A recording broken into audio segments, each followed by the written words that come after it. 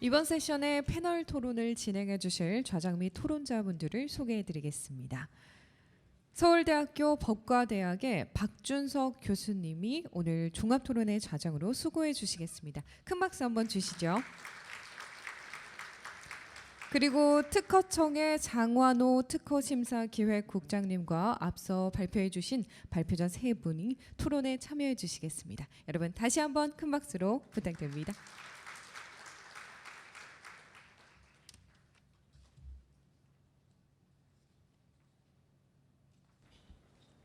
예, 방금 소개받은 서울대 박준석 교수입니다. 그 1세션에서 이미 여러 가지 의미 있는 쟁점이 제기가 되고 그 토론이 됐기 때문에 저희 2세션 참가자들은 한결 좀 부담이 덜한 것 같습니다. 또 반대로 그 장시간 청취하셔가지고 좀 피곤하시겠지만은 저희 세션에서도 나름 또 의미 있는 지금 발표를 이 세 분께서 해주셨기 때문에 조금만 더 인내력을 가지고 경청해 주시면 대단히 감사하겠습니다. 이번 이 세션에서 지금 먼저 일본에서 오신 그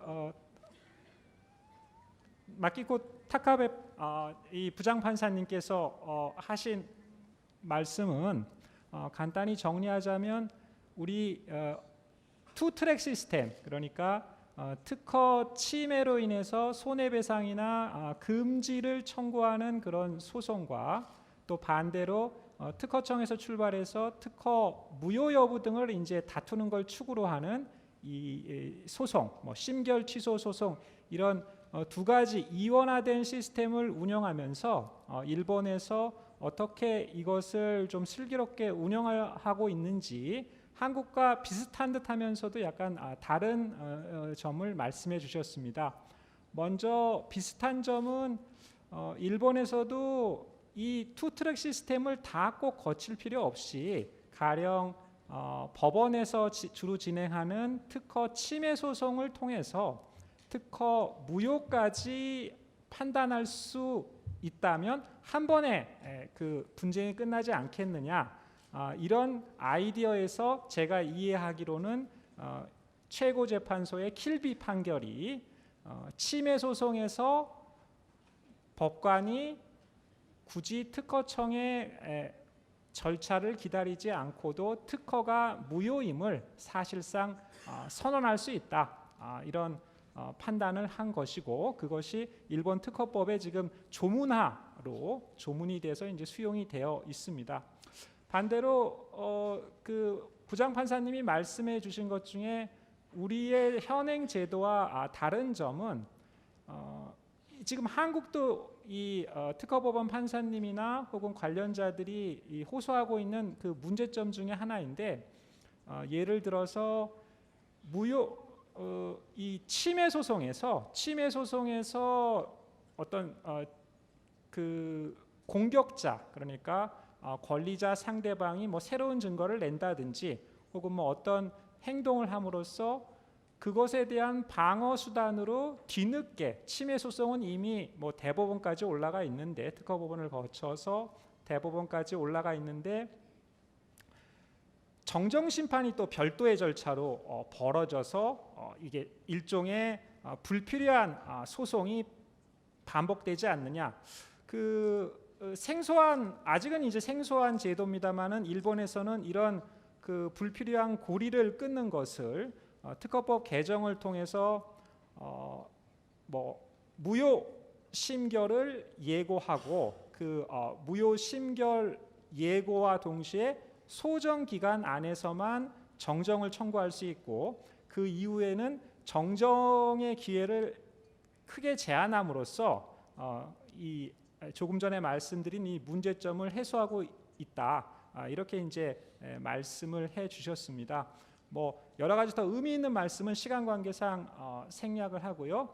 그다음 USPTO의 그 에이미 넬슨 박사께서는 그 약간 이제 항상 저도 개인적으로 느낍니다만은 미국의 사법 제도는 그것에 익숙하지 않은 이 한국의 논자에게는 복잡하고 좀 생경하게 느껴집니다.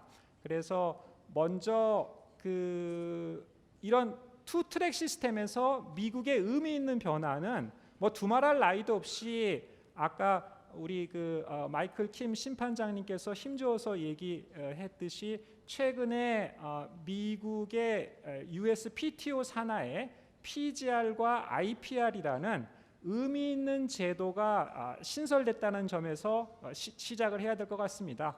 이것은 제가 이해하기로는 그동안 USPTO에 이제 상당한 전문가가 존재하는 집단인데 이 무효를 판단하는 절차에서는 약간은 이제 배제가 되어 있었죠. 그러니까 재심사 제도가 잘 이용되지 못한 이런 폐단을 극복하기 위해서 새로 IPR과 PGR 제도를 만들고 아직은 이제 거듭 유보적으로 말씀하셨습니다만은 관찰하고 있습니다만은 USPTO로 하여금 무효 판단에서 보다 이제 적극적인 역할을 맡기고자 하는 것 같습니다. 이런 큰 변화 아래서 이제 넬슨 박사님이 설명한 이 부분은 이 IPR이라든지 PGR이든지 일체 절차가 나중에 CAFC 이 법원으로 이 항소가 불복이 됐을 때 과연 어떤 기준으로 리뷰를 할 것이냐, 이 뒤집어서 말하면은 PTO의 판단을 어느 정도 존중할 것이냐, 어느 정도 권한을 위임할 것인가에 관해서 복잡한 4가지 기준을 이제 설명해 주신 것 같습니다. 뭐 완전히 전혀 위임하지 않는 드누보 기준부터 시작해서 클리어 에러라고 이제 클리어니스 에러, 명확하게 에러가 있을 때 개입한다, 혹은 서브스텐셜 에비던스가 있으면 개입할 수 있다, 또 어뷰즈 오브 디스크레션이 있는 경우에만 개입한다. 그래서 사실은 저도 판결문을 계속 읽고 있습니다만은 이 기준들이 서로 혼동이 되기도 합니다. 어쨌든 에이미 넬슨 박사님의 이제 후반부 강의는 이런 4가지 기준 중에서 우리 한국의 논자들이 지금 주목할 기준은 3번째 등장한 서브스텐셜 에비던스라는 기준이고, 이 서브스텐셜 에비던스 기준으로 지금 이 PTO의 기준을 CAFC가 판단한다는 것이 지금 판례를 통해서 자리 잡고 있다는 말씀으로 이해가 됩니다.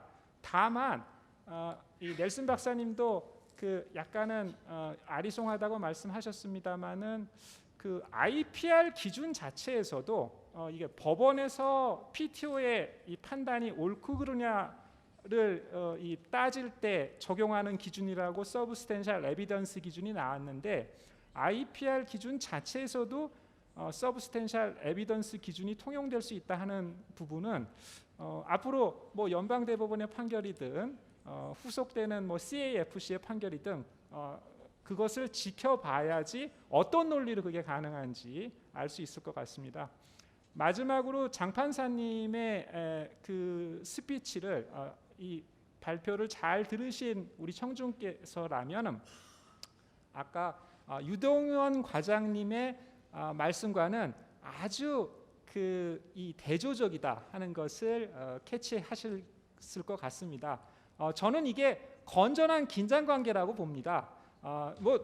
이 누구도 두말할 나위 없이 우리가 오늘 토론하고 이렇게 쟁쟁하신 분들이 얘기하는 이런 생산적인 산물은 결국은 다 우리나라 혹은 각국의 특허 제도가 이바지하고자 하는 목적이니까 국민들을 위한 것이죠. 그래서 국민 입장에서는 이렇게 잘 모르는 특허제도, 복잡한 특허제도, 용어만 나와도 사실은 여기 변리사 변호사분들 또 혹은 전문가분들을 벗어나면은 용어조차도 생경한데 이렇게 서로 견제하는 집단이 2개가 있다는 건 저는 관찰자 입장에서는 굉장히 다행이라고 생각을 합니다. 그래서 장 판사님이 힘줘서 말씀하신 부분은 지금 특허청에서 관심을 가지고 있는 새로운 증거 제출, 오늘 이제 큰 화두 중에 하나인데, 새로운 증거 제출을 법원에서 이 무제한으로 받아주다 보니까 불필요한 비효율이 생긴다 하는 이런 접근 방식에 대해서 반대하면서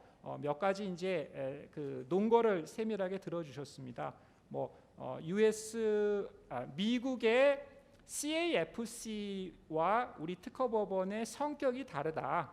그쪽은 법률심이고 우리는 그렇지 않다 하는 것과 또 하나는 장 판사님이 더 힘줘서 말씀하신 부분은 이제 침해 소송에서는 그렇다 하더라도 계속 특허청을 거치지 않기 때문에 새로운 증거를 1심, 2심, 3심 다 봤는데 이쪽에 특허청을 거치는 이런 쟁송에서만 특허법원으로 올라왔을 때 새로운 증거를 제안하면 약간 불균형이 생기지 않느냐. 이 부분은 제가 조금 있다가 우리 일본의 타카베 판사님에게 한번 질문을 해보고 싶은 부분이기도 합니다. 일본도 이 부분을 고민했을 텐데 어떻게 극복을 하는지 한번 적절한 시점에 말씀을 드려보겠습니다. 설명하는 말씀이 길었습니다. 죄송하고요. 우리 1세션에 김 변호사님께서 이제 토론자로 등장하셔서 이 발표와 관련된 혹은 발표를 관통하는 공통 이슈 혹은 관심 가질 만한 관련 이슈에 대해서 아까 페티션 투 어멘드에 관해서 이렇게 얘기를 해주셨듯이 저희 세션에서도 지금 특허청의 장한호 국장님을 모셔서 이 지금 제가 조금 전에 언급한 새로운 증거 제출과 관련돼서 한번 토론을 부탁드린 다음에 패널 간의 토론을 진행하겠습니다. 장 국장님 준비되셨으면 부탁드리겠습니다. 네, 특허청의 정환호 특허심사기획국장입니다. 발표 감사드리고 잘 들었습니다. 저는 오늘 토의 주제를 조금 더 포커스를 집중해서 맞추기 위해서 오늘 발표하신 내용이 여러 가지 주제가 좀 들어있는 것 같은데 그 중에서 이제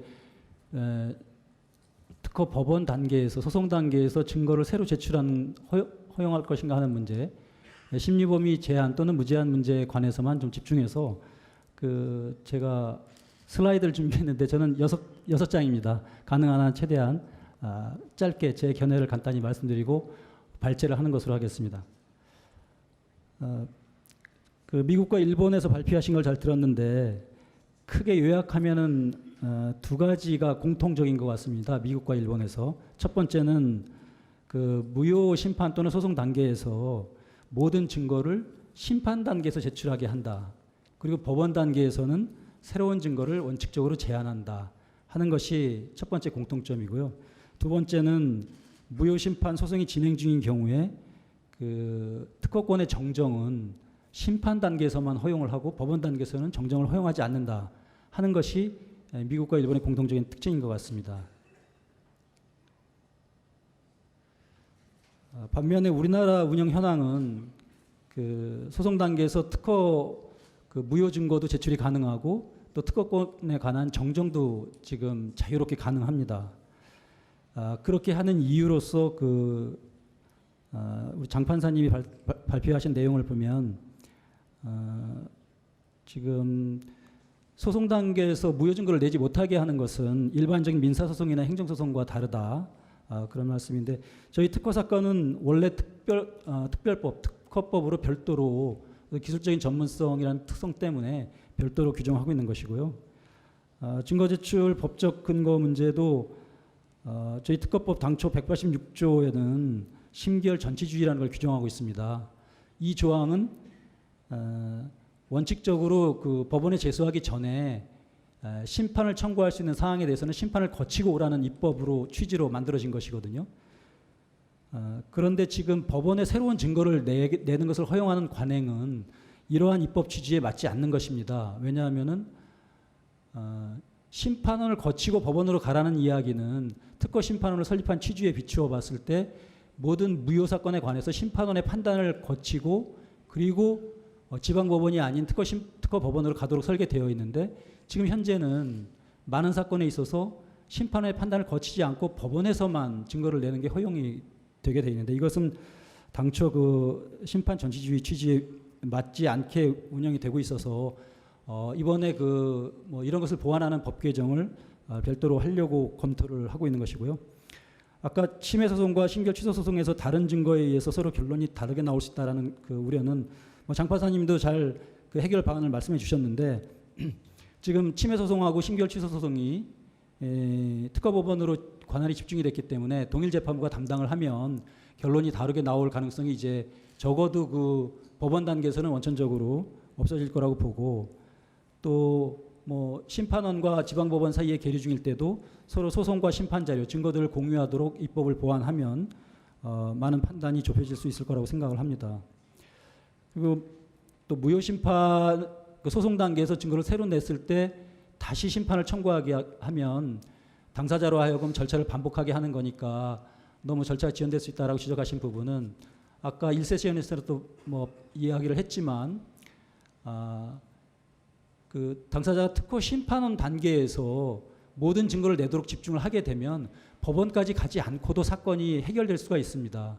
지금 법원에서 새로운 증거를 냈을 때 돌려보낸다고 하면 다시 갔다 와야 되니까 시간이 걸리겠지만 대부분 이 법원 단계에서 증거를 내지 못하게 하면 대부분의 증거를 심판원 단계에서 다 내게 됩니다. 그럼 당사자가 심판원 단계에서 최선의 공방을 다하고 나면 법원에 불복하는 경우가 많이 줄어들 거라고 보고, 또 설사 법원 단계에서 불가피하게 증거가 나온 경우에도 저희가 신속 심판이라고 해서 지금 뭐 한 2달 내지 3달 정도면은 심판을 하는 걸로 다 운영하고 있기 때문에 그렇게 당사자에게 부담되는 것이 심각한 정도라고 생각하지는 않고요. 지금 뭐 이 슬라이드는 지금 현재 우리나라 심판과 무효소송 제도의 문제점을 보여주는 것인데, 현재 특허 심판원에서는 증거를 한 건만 내고 법원에 가서 증거를 11건 내서 무효가 되는 이런 경우가 있고, 또 새로운 증거를 법원에서 내는 걸 허용하니까 특허권자한테는 또 방어권 차원에서 특허권을 정정할 수 있는 기회를 줄 수밖에 없습니다. 그런데 특허권 정정이 대법원에 가 있는 동안 특허권 정정을 신청을 해서 그게 허락이 되면 다시 특허법원으로 사건이 돌아가는데, 이때는 대법원은 무효 사건에 대해서는 전혀 판단하지도 않고 오로지 특허권이 바뀌었다는 이유만으로 파기하게 됩니다. 그런 것이 아까 1세션에서도 나왔지만 대법원 파기환송의 34%가 지금 정정이 돼서 특허권이 바뀌었다는 이유만으로 지금 돌아가고 있는데, 이런 것은 특히 중소기업들한테 굉장히 치명적입니다. 지금 제가 알고 있는 사례는 이런 정정 심판 때문에 심판이 5년이 걸렸고 한 100억 정도 소송 비용이 들어가서 유망한 중소기업이 매각이 된 사례도 있습니다. 저는 이 특허 소송 제도는 대기업이나 또 뭐 아주 뭐 자금력이 큰 그런 기업보다는 중소기업 또는 개인들, 조금 더 사회적인 약자한테도 친화적인 그런 제도로 바뀌어야 된다고 생각합니다.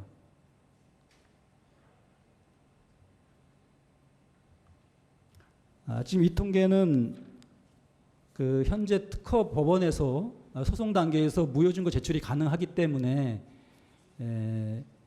절차가 오히려 지연된다는 것을 보여주는 통계입니다. 지금 특허 법원의 제소율을 보면 우리 특허 심판원에서 여러 가지 심판이 있습니다. 거절 결정 불복 심판이 있고 크게 보면 무효 심판 2가지가 있는데, 우리 전체 심판원에서 하는 심결에 대해서 불복해가지고 법원에 제소하는 비율이 14%입니다. 그러니까 대부분의 사건은 법원까지 가지 않고 심판원에서 끝나고 있습니다. 그런데 유독 그 무효 심판 사건에 대해서는 법원으로 가는 비율이 굉장히 높습니다. 그 표에서 보시는 것처럼 무효 심판 중에서도 특히 특허 심판원이 유효라고 판단한 경우가 61%나 지금 법원에 가고 있고, 반대로 무효라고 판단한 것은 32%밖에는 법원에 가지 않습니다. 무효라고 판단한 경우가 어떻게 보면 권리자 입장에서는 더 억울하고 그런데도 불구하고 법원까지 가지 않고 사건이 종결이 되는데, 특허 심판원이 유효라고 하면 대부분의 사건이 법원에 제소를 합니다. 그 이유는 법원에 가면 또 새로운 증거를 또 낼 수가 있기 때문에 법원까지 갑니다. 만약에 법원에서 증거를 받아주지 않으면 당사자가 법원에서 갔을 때 찾을 노력을 심판원 단계에서 최선을 다해서 하거든요. 그리고 오른쪽에 대법원 상고율은 특허 심판원과 특허 법원이 결론을 어떻게 판단했느냐에 따라서 대법원까지 얼마나 많이 가느냐 하는 것을 보여주는데, 특허 심판원과 법원이 똑같이 무효 또는 유효 이렇게 결론이 일치하게 나오는 경우보다는 특허 심판원은 유효라고 심결을 했는데 법원에서 무효라고 판결한 경우가 대법원까지 끝까지 가는 경우가 이렇게 높습니다. 이것은 결론이 자꾸 바뀌기 때문에 당사자들이 수용하지 못하고 끝까지 대법원까지 가는 것이거든요.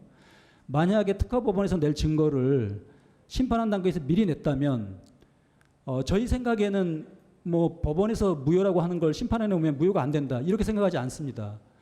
법원에서 무효라고 판단한 것은 결국 특허 심판원에서도 무효가 되겠죠. 근데 이유는 뭐냐면 그런 법원에서 내는 증거를 심판한 단계에서 미리 냈으면 당사자가 심판한 단계에서 그 심판 결과를 보고 당사자 간에 합의를 한다든지 거기서 종결이 될 수 있는데 그 법원 단계에서 최선을 다하지 않고 특허 법원 가서 또 증거를 내기 때문에 특허 심판하는 결론이 뒤집어지고 그러다 보면 또 대법원까지 계속 가게 되고 이런 현상이 사회적으로 지금 벌어진다는 것이죠.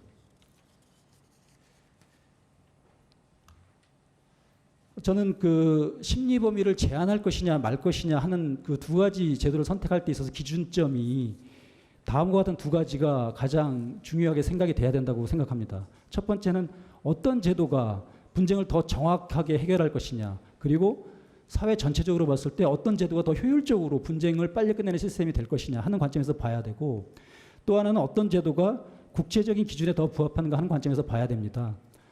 지금 특허 법원에 새로운 증거를 처음 냈을 때 그것을 법원에서만 판단해서 한 번에 끝내는 것보다는 특허 심판원의 기술 전문가들의 판단을 거치고 올라온 다음에 보는 것이 더 정확하게 판단이 될 거라는 것은 자명합니다. 또 무효 증거를 그렇게 법원까지 계속 받아주어서 당사자들이 심판원에서 끝내지 못하고 법원까지 계속 가게 만드는 그런 제도보다는 심판원 단계에서 최선을 다하게 하고 법원에서는 심판이 제대로 판단을 했는지 못했는지를 판단하는 구조로 가는 것이 사회 전체적으로는 효율적인 시스템이라는 것은 그런 것이 더 효율적이라고 저는 생각하고요.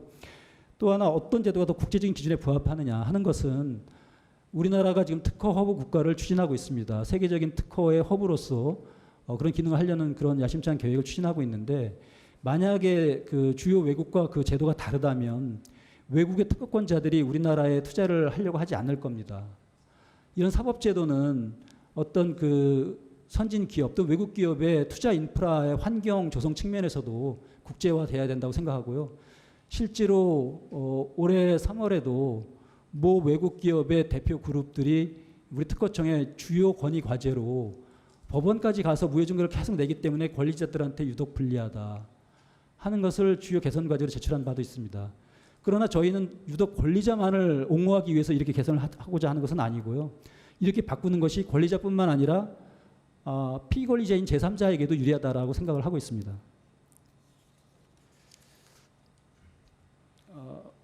마지막 슬라이드인데요. 지금 저희 나라에서 우리나라에서 심리범위 무제한을 운영해 온 지가 벌써 10년이 넘었습니다. 그런데 이제 올해 1월 1일부터 아시는 것처럼 사법 환경이 크게 바뀌었습니다.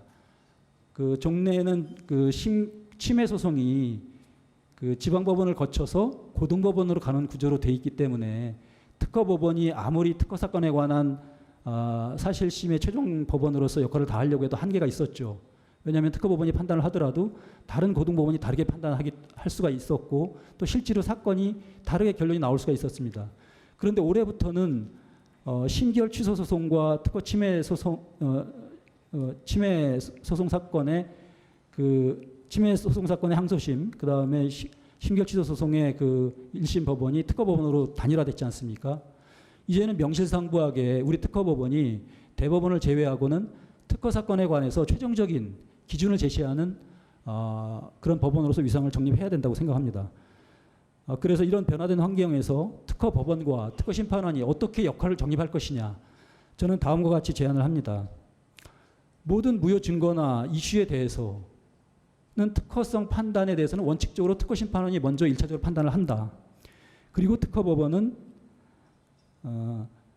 특허 심판원의 판단을 거치지 않은 걸 처음부터 심사관이 판단하듯이 하는 것이 아니고 특허 심판원의 판단 과정에 문제가 있었는지 오류가 있는지를 심리를 하는데 치중을 하는 것이 맞다, 그렇게 보고 그 이후에 이제 비로소 법리적인 쟁점이나 특허 사건에 관한 산적한 현안이 많습니다. 또 새롭게 떠오르는 뉴 이슈들이 많습니다.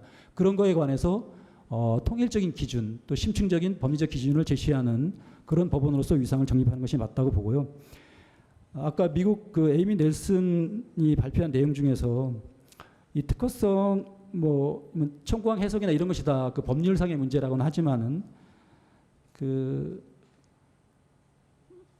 그런 그 법률적인 문제에 있어서조차도 그 CFC 판결 아까 그 소개된 내용 중에 보면 인상적인 게 그 CFC가 피탭의 그 해석이 그러니까 피탭이 심계를 제대로 했는지 여부를 판단함에 있어서 그 처음부터 판단하는 것이 아니고 그 피탭의 해석이 합리적이었는지를 판단해야만 한다. 그렇게 그 설치한 것을 보고 상당히 우리한테도 시사하는 바가 크다고 보는데요.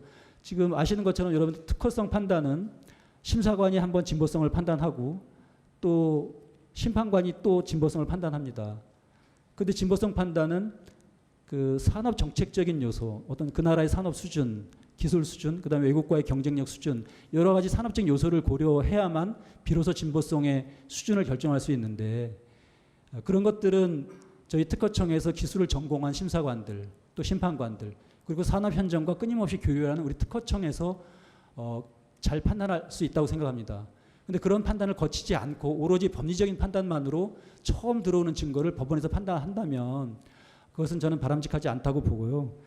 그래서 그런 모든 특허성에 관한 판단은 1차적으로 특허심판원의 판단을 거치고 그걸 바탕으로 법원에서는 심판의 판단 그런 과정에 있어서 어떤 법리적인 오류가 있는지를 판단하는 그런 구조로 가는 것이 맞고 그것이 미국 기준에도 부합하고 세계적인 추세라고 생각을 합니다. 그래서 제 결론으로는 그런 새로운 변화된 환경에 맞게 법원과 심판원의 어떤 역할 분담이 이제는 적절하게 변화될 시점이 됐다라고 말씀드리고 싶습니다. 감사합니다. 예, 감사합니다. 장 판사님께서 이제 그 코멘트를 해주실 수 있을 것 같은데 조금 이따가 시간을 드리기로 하고요. 진행 순서상 제가 아까 잠깐 언급을 했습니다마는 타카베 부장판사님에게 질문을 드리고 싶습니다. 참고로 말씀드리자면 오늘 참여하시는 혹은 또 개최와 관련해서 이 질의를 미리 받아서 지금 패널 분들에게 대략 한 3개씩 미리 전달이 돼서 이제 준비를 하고 계십니다. 그래서 그거를 묻고 또 제가 이렇게 대표로 묻고 싶은 게 있는데 먼저 타카베 부장판사님께 드리고 싶은 질문은 그 심판하고 이제 그 판결하고 불일치를 막기 위한 노력으로 이 소송, 그러니까 심판과 소송에서 같은 주장과 증거가 제출되도록 이제 일본에서 지금 법원에서 노력하고 있다고 말씀을 해주셨습니다.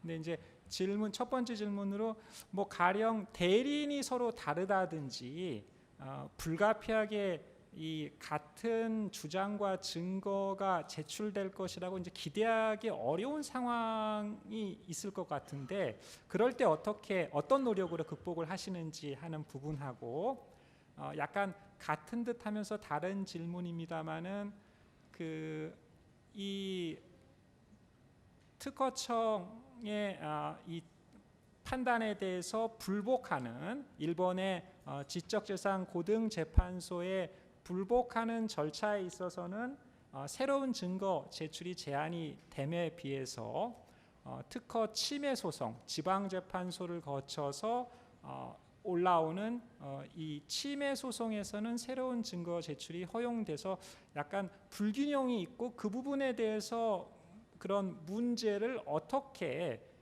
극복하시거나 대처하고 있는지 좀 알고 싶습니다.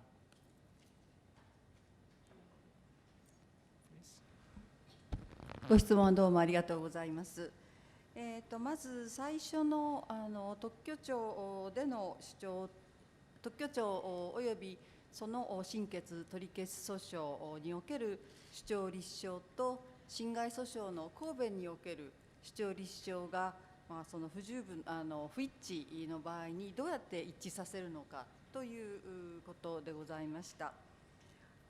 通常は代理人が同じですので、同じ主張、同じ証拠を出していただくということは訴訟式として行っております。で、仮に代理人が違う場合ですけれども、特許庁には侵害訴訟が起こされますと、裁判所の方から特許庁に通知をする制度がございます。で、特許庁の方はですから裁判所で侵害訴訟が行われているということを認識しながら、おそらく無効審判の手続きをなさっていることだというふうに思っております。で、代理人が仮に違ったとしても、侵害訴訟の代理人は特許庁でどんな書面を出したのか、提出した書面については当事者からもらって、それを裁判所に提出することは可能ですので、それを提出していただくことによって、どんな主張が出ているのか、それと合わせていただけないかということをやはり訴訟式をして、できるだけ同じ形で判断をしていくということに努めております。それからもう一つのご質問ですけれども、無効審判に対しての審決取り消し訴訟では、裁判所で新しい高知技術の提出が制限されているのに対して、侵害訴訟の無効の抗弁では、そういう制限がないということについてですけれども、一つ例外がございまして、先ほどもご説明したんですけれども、審決取り消し訴訟でも、主引用例、高知技術の中で主たる引用例になっているものについての、差し替えというのは難しい、追加というのは難しいわけですが、周知技術として、当時当業者が知っていたであろう周知技術については新たな証拠を提出していただいて、裁判所でそれを証拠にすることは許されています。パッケージケースということでご紹介させていただきました。で、それに対して、その侵害訴訟には何の制限もないということです。で、この侵害訴訟で無効の抗弁が主張できるようになったのが、先ほどの報告の時に申し上げました2000年のキルビーケースの時からです。それまでの100年間は日本の侵害裁判所は無効理由について一切審理判断ができませんでした。その100年間の積もり積もった問題点というところで、キルビー判決が最も重視したのは、当事者の公平ということとですね、やはりその紛争を一回的に解決すべきだと、迅速適正な特許についての判断を示すべきだ、これが非常に大きな目標だったと思います。ですので、その100年間の歴史を塗り替えるような判決をしたわけです。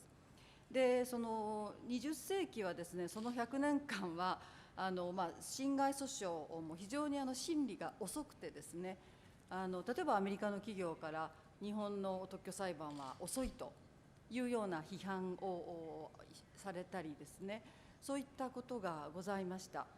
で、しかしですね、それは無効理由を裁判所は判断できませんので、特許庁のその審判の結果を待ったり、あるいはその待つために中止の手続きを取ったりしたために遅れていたんですけれども、特許庁の無効の審理も当時は遅かったです。で、キルビー判決で侵害訴訟の方がその大転換をしましたので、侵害訴訟はものすごいスピードアップしたんですね。審理期間が半減いたしました。で、そうすると特許庁の方もすごく頑張りまして、無効審判の方も非常に迅速化されました。で、それに続くその審決取り消し訴訟も迅速化されました。ですので、お互いがいい影響を与え合ってですね、侵害訴訟の方も迅速化する。そうすると特許庁の方の手続きおよびそれの不服のあれであるその審決取決訴訟の方も迅速化するということで、ダブルトラックの両方が迅速化をしていったわけであります。でその過程におきまして侵害訴訟では特に民事訴訟一般ですけれども、時期に遅れた攻撃防御方法を許さないという、民事訴訟一般のルールがございます。つまり主張や立証は常に適切な時期に提出しろというのが、民事訴訟一般のルールであります。ですので民事訴訟ではかなり厳しく、向こうの主張が時期に遅れているともうそれは言えないということを訴訟式で言っていました。あるいは判決の中でそういう主張は却下をするという形にしていました。で侵害訴訟であまり厳しくなったものですから、被告の側はですね、侵害者の側は無効審判を特許庁に起こしまして、特許庁で新しいその審判で無効の判断をもらうというようなことをやってですね、侵害訴訟の成果が無駄になるような事態が生じました。でそこで先ほどご説明したような、その再審自由にしないという民事訴訟法の改正を、2011年に行いまして、もう再審自由にもならなくなったので、後から起こしてもダメなんだと。つまり双方がですね適切な時期に、できるだけ全ての無効主張を行う。でそれに対する訂正は適時に、その時期にできるときしかはそのチャンスはございませんので、その時期に訂正を行うという形で、原告と被告の利害を調整しながら迅速な裁判に努めているというのが実情でございます。예, 감사합니다. 우리 넬슨 박사님한테 주어진 첫 번째 질문도 비슷한 증거 제출에 관한 질문입니다. 그래서 아까 말씀하신 대로 그 USPTO에서 제출되지 않은 에비던스 증거는 나중에 법원 CAFC에서 이제 원칙적으로는 제출이 허용이 안 되는데, 미국 판례를 보면은 그 와츠 사건 같은 경우에 이 예외를 인정하고 있는 것 같습니다. 그래서 이런 익셉셔널한 그 시츄에이션이 어떤 경우로 지금 미국에서는 일반적으로 이해하고 있는지 좀 설명을 해주시면 감사하겠습니다.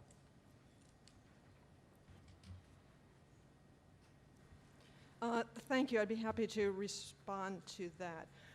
With respect to evidence, I don't know of any circumstances where the Federal Circuit would actually entertain it.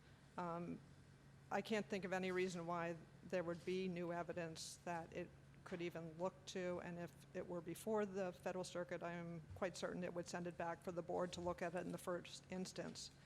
The court has said that there are exceptional circumstances that might warrant new arguments to be made before it. And those tend to be very limited. If there is a new statute that is enacted after the board renders its decision that applies retroactively, it might consider an argument about the new statute. If there's precedent that comes from the Federal Circuit or from the Supreme Court after the board's decision, it would certainly, in fact, its rules require the parties to inform the court of any new precedent that is directly on point to the appeal. In addition, the court tends to be fairly lenient with pro se appellants, so pro se appellants may be able to raise slightly different arguments on appeal. And then there are couple other exceptions that would not likely be applicable in a very frequently. One is jurisdictional issues can always be raised on appeal. They can be raised at any time. And constitutional issues is another argument that could be raised. There was actually a case in Re DBC where the Federal Circuit, where a constitutional argument was raised for the first time on appeal. And even in that case, the argument that was made was that the board judges were not properly appointed under the appointment clause of the Constitution.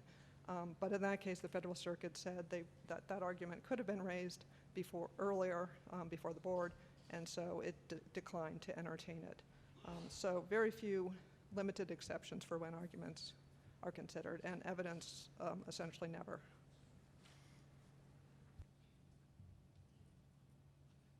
감사합니다. 다음으로 우리 장 판사님 혹시 그 아까 장 국장님 발표에 대해서 간단히 뭐 코멘트 해 주실 거 있으면 해 주시고요. 질문도 하나 답변해 주십시오. 하시는 기회에 그 질문 2번으로 넘어가서 그 받아 보셨겠지만 이제 질문의 요지가 우리 이제 그 이 특허청이나 특허 심판원이 존재하고 지금 이제 우리가 또 새로운 시스템으로 관할 통합 이 시스템을 지금 이제 구축을 해서 법원에 이제 그 소수 정예 법원에 이제 힘을 실어 주려고 하고 있는데 기존의 우리 특허청이나 특허 심판원에서 하던 역할과 이렇게 통합된 법원, 특히 이제 가령 뭐 서울중앙지법이 전국의 모든 사건을 이렇게 다 침해 사건을 사실상 뭐 관할한다고 할 때 이 질문의 취지는 이제 그 심판원에서 하던 역할과 어떻게 충돌은 없느냐, 조화의 방법을 뭐 제도 개선이라든지 미리 모색할 부분은 없느냐, 이렇게 좀 어렵고도 난해한 질문을 해주셨습니다.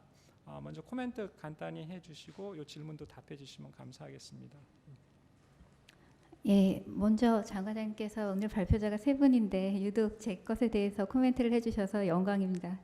제가 아까 길게 말씀을 드렸기 때문에 뭐 추가로 중복해서 말씀을 드리지는 않고 몇 가지만 말씀을 드리고자 합니다. 먼저 아까 그 제한설 관련해서 이제 이를 도입할 경우에 전체 소송 경제에 부합하고 분쟁의 이례적 해결에 도움이 될 것이라는 전제에 대해서는 검증이 필요하다. 이에 대해서 이 논의의 기초가 되는 것에 대해서 전혀 검증된 바가 없고 오히려 우리나라의 지금 법률 문화, 그다음에 재판에 대한 당사자들의 어떤 가지고 있는 그 인식 등에 비추어서 작게 보시는 부작용이 오히려 커질 수 있는 우려가 있다. 기대하는 효과가 얻지 못할 가능성이 많아 보인다라는 우려에 대해서는 앞에 말씀드린 바와 같습니다. 다음으로 이제 정정 심판의 문제점, 정정의 문제점은 법원에서도 충분히 공감을 하는 바입니다. 그래서 종래에 한번 그런 논의도 있었던 것으로 알고 있는데 특허법원 변론 종결시까지로 정정 심판 신청 시기를 제한하는 것은 특허법원에서도 적극 원하는 바이고 부디 소관부처인 특허청에서 이를 강력히 추진해 주시기를 바라고 있습니다. 다음으로 이제 글로벌 스탠다드와 관련된 부분인데요. 이제 글로벌 스탠다드는 전체 법 체계와 관련하여서 그 나라에서 그런 어떤 특정 뭐 증거를 받아주느냐, 증거를 받아주지 않느냐, 뭐 이런 부분만 한정해서 할 것이 아니고 그 나라의 특허 쟁송제도 전체를 바라보고 그에 대한 이해를 기반으로 해서 바라봐야 하는 문제인데요. 아시다시피 아까 뭐 CAFC가 법률심이어서 예전에 저희 그 특허법원 생기기 전에 항고심판소와 대법원의 관계와 같다는 것은 말씀드린 바와 같고 그때 저희 대법원에서는 법률심이기 때문에 새로운 증거 제출이 대법원 단계에서 안 됐습니다. 그와 똑같다고 생각하시면 됩니다. 그리고 아까 말씀하신 것처럼 그 지금 일본 부장판사님께서 말씀해 주신 것처럼 일본은 민사소송 제도 자체가 항소심에서 새로운 증거 제출을 그렇게 잘 받아주는 그런 것이 아닙니다. 그러니까 무슨 말씀을 드리고 싶은 것이냐면 그 나라가 특별히 특허 제도 소송을 특별하게 취급하고 있지 않다는 겁니다. 그것은 다른 나라, 다른 민사소송이나 행정소송에서와 마찬가지의 것을 그 나라의 법 체계와 맞게 가지고 오고 있는 것입니다. 그러니까 우리나라에서 어떤 그 새로운 것을 도입하고자 하는 것은 전체 법 체계와 맞는가라는 것에 대한 검토가 필요하다고 생각이 들고요. 글로벌 스탠다드를 얘기하자면 사실 필요적 전치주의는 글로벌 스탠다드인지는 좀 의문이 있는 것이긴 합니다. 그것의 필요성을 제가 부인하는 것은 아니고요. 아시다시피 주요국 중에서 필요적 전치를 취하고 있는 나라는 우리나라와 일본이죠. 미국은 법원에 종래 그 특허 심판원 생기기 전에는 법원에 대부분의 사건이 제기되었고 현재도 특허 심판원에 제기되는 것 별개로 법원에 무효심판 소송을 제기할 수 있습니다. 그리고 독일에서는 아시다시피 법원에만 제기할 수 있습니다. 이런 것과 마찬가지로 각국은 그 나라의 법률 문화와 재판 그거에 맞게 부합해서 가장 효율적이고 권리구제에 적합한 제도를 찾고 있고요. 우리도 그러한 제도를 여러 가지 다양한 방법, 다양한 시각을 가지고 모색을 해야 한다고 생각합니다. 가장 제가 우려스러운 것 중에 하나는 저희는 특허법원이 사실심입니다. 그러니까 사실심 이후에 법률심인 대법원이 또 있는 것이죠. 그러니 특허 심판원에서 한번 검토된 바를 특허 법원에서 또 검토하고 그걸 대법원에서 또 검토하는 이러한 그 체계가 과연 필요한 것인가 라는 의문을 가지지 않을 수 없습니다. 미국 같은 경우는 2단계로만 구성이 됩니다. 특허 심판원과 대법원, 그러니까 CAFC가 법률심이죠. 그렇게만 구성이 돼서 사실심 판단을 한 번 하고 법률심 판단을 한 번 하는 것입니다. 근데 저희는 지금 그것을 옥상옥으로 만들고 있는데 거기에 또 다른 하나를 가져오는 것이 아닌가 하는 것이 사실 재판을 하는 판사의 입장에서는 가장 걱정되는 측면이라고 할 수 있겠습니다. 그다음에 이제 그 아시다시피 특허 심판원은 우리나라가 전 세계적으로 죄송한데 지금 시간 관계상 네. 좀 빨리 좀 맞춰주셨으면 좋겠습니다. 예, 그래서 특허 쟁송제도와 지금 관할 집중회선과 특허 심판원과 특허 법원 또는 민사 지방법원과의 관계에 대해서 말씀드렸는데 결국은 소송 당사자의 편익과 소송 경제, 국가 경제 면에서 가장 효율적인 제도가 어떤 것인가라는 부분이 필요하다고 생각이 되고요. 종래 지금까지 이렇게 관할 집중이 된 경위가 지방법원의 그 전문성이 부족하기 때문에 전체 쟁송이 길어지고 있다. 따라서 지방법원의 전문성을 확보해서 전체 그 쟁송 제도가 좀 더 일회적이고 한 군데서 한꺼번에 해결될 수 있도록 해야 된다라는 취지였고 그런 취지에 비추어서 지금과 같은 방향이 맞는 것이 아닌가라는 생각을 하고 있습니다. 예, 이 타카베 판사님이 말씀한 대로 정정 심판이 너무 늦게 청구돼서 생기는 문제는 한국에도 있는 것이고요. 장 판사님도 그 부분은 언급하셨고, 이 문제를 극복하는 그 유효한 해결책의 하나가 새로운 증거 제출을 제한하는 이 부분이라고 저도 생각합니다. 그래서 이 부분 문제는 우리가 앞으로 충분히 검토해서 발전적인 방향으로 지금 해야 될 것 같습니다. 다음 시간이 얼마 안 남았기 때문에 다음 질문으로 이제 넘어가겠습니다. 우리 타카베 판사님하고 넬슨 박사님에게 같이 이제 두 분 중에 한 분 대답해 주시면 좋겠는데요. 관할이 통합된 이 특허 법원 혹은 지적재산 고등재판소 CAFC 이 법원이 생기면 이 생기는 불편이 원거리에서 응소하는 피고들의 이 불만이 있을 것 같습니다. 특히 미국은 광활한 이 영토를 가지고 있고 일본도 못지않게 남북으로 긴 영토인데 이렇게 응소의 불편, 거리상의 응소의 불편에 대해서는 어떻게 대처를 하고 계신지 혹시 두 분 중에 한 분 답변해 주실 수 있겠습니까? 예, 타카베 판사님. 日本の実情を紹介いたしますと、日本は特許とそれからプログラムの著作権等について東京および大阪の地方裁判所が専属管轄、そして特許にそれらの控訴審は知財高裁が専属管轄という法律が10年ほど前にできました。ただし専門性を欠く特許訴訟の中でもですね、専門性があまり高くないような場合は例外として専属管轄の東京から地方の裁判所に移送することができます。それから、東京、大阪あるいは知財高裁で、審理をしなければならなくなった事件でも、特に遠くから何度も出頭されるのは不便ですので、その場合は電話会議あるいはテレビ会議を使った審理によって遠隔地に住んでおられる当事者の方たちの不便を補っているという実情です。以上です。 예, 우리 에이미 박사님은 다른 질문을 그럼 한번 하겠습니다. 아까 마이클 킴 그 심판장님께서는 그 예측은 잘 못하신다고 하셨는데 아까 말씀하신 질문 두 번째와 관련해서 BRI 기준이 법원이 채택하고 있는 기준과 많이 달라서 상당히 이제 외국인들한테도 관심을 끕니다. 이 BRI 기준이라든지 여타 USPTO에서 나름 독자적으로 채택하고 있는 기준들이 장기적으로 볼 때는 우리 한국이나 일본처럼 그 법원의 기준과 뭐 융합된다든지 일치될 가능성에 대해서는 어떻게 생각을 하시는지요?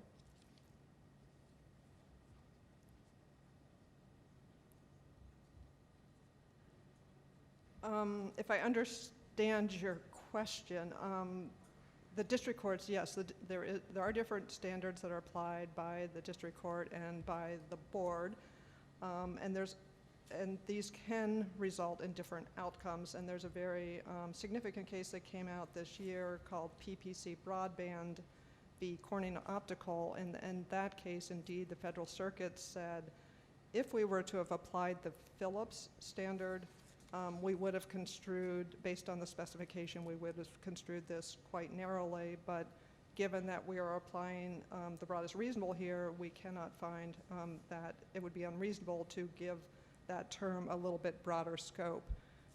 And so it went because it was it did acknowledge that depending on the standard that applied, it would have a different outcome. In terms of what, we're anxiously waiting to see what will happen in Quozo, and there's been a lot of speculation about it. I think there's some people who say, look, at the end of the day, the district court and the board are using the same tools to construe claims. They looked at the claims, the specification, the prosecution history, and some extrinsic evidence. So, at the end of the day, this should be coming to pretty much the same construction. I will say, however, that I think there are cases like PPC Broadband where there can be more than one reasonable construction, and in those cases, then the broadest reasonable would have a different outcome. And I will also add that in district court, the courts tend to construe to preserve validity, so they tend to go with a narrower construction. So I think it will make a difference, and certainly, I think will affect the board's decisions and also potentially the standard of review, because right now we're kind of in a set situation where they give a little bit of deference to the board, at least before Quozo. And anyway, we're still waiting to sort of see on that, but I think that if it were to change to more like a Phillips standard, we wouldn't be so sure how much, if any, deference they'd be given on construction. 예, 감사합니다.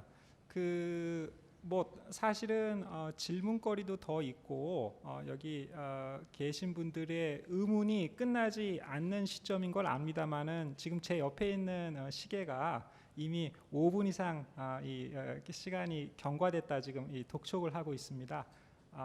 그 미흡한 부분이 있지만 앞으로의 그 건설적인 토론에 맡기고 오늘 이 세션은 이만 마쳐야 될 것 같습니다. 끝까지 경청해 주신 청중 여러분 모두와 특히 아울러서 외국에서 오셔서 이렇게 훌륭한 발표를 해주신 두 분, 그리고 나머지 두 분 한국 토론자 분들에게 감사를 드리면서 이만 세션 진행을 마칠까 합니다. 감사합니다.